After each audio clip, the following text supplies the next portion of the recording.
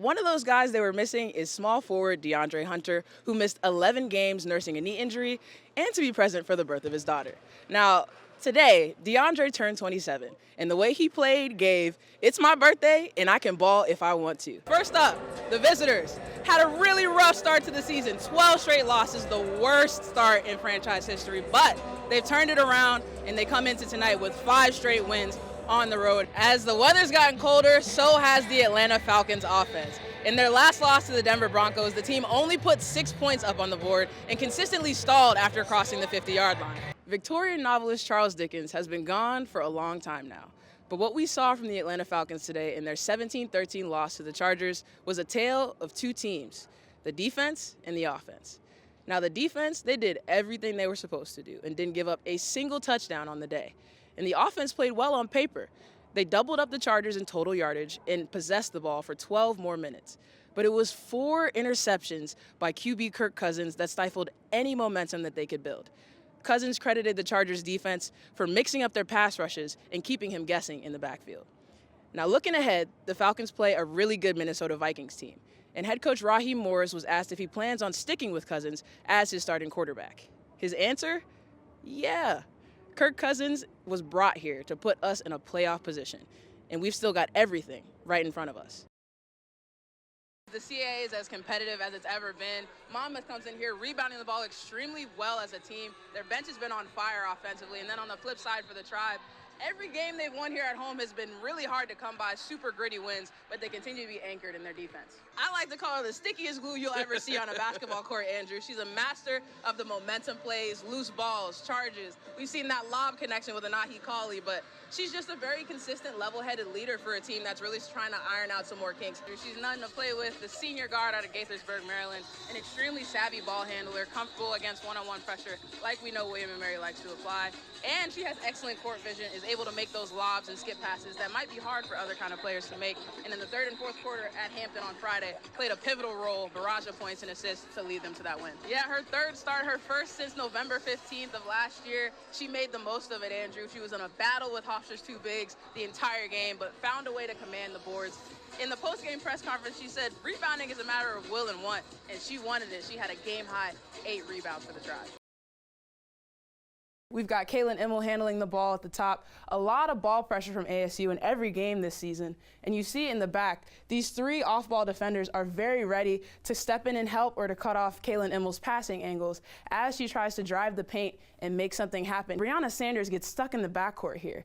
She's in the same situation ASU has put their opponents in for both games of this season, and she can't get a pass off. She's got 10 seconds to get it across the timeline. Does not do that. Minnesota's got length and size and speed defensively that really does match up well with ASU. Hello and welcome into today's edition of Cronkite Sports Spotlight on triathlonlive.tv. My name is Misha Jones alongside my lovely co-anchor, Miss Sarah Abbott. We're going to get you warmed up for a day full of Women's Collegiate Triathlon Championship coverage. And without further ado, we'll close out our time here in studio and send you to Tempe, where the Women's Collegiate Triathlon Championship is set to begin here in just a few moments. For Sarah Abbott and the rest of our crew, I'm Misha Jones, and this has been a special edition of Cronkite Sports Spotlight. Thanks for watching. Back-to-back triple. Feeling it! Are you feeling it now, Mr. Krabs? Nah, but Cassidy Geddes is feeling it, though, right in front of the William & Mary bench.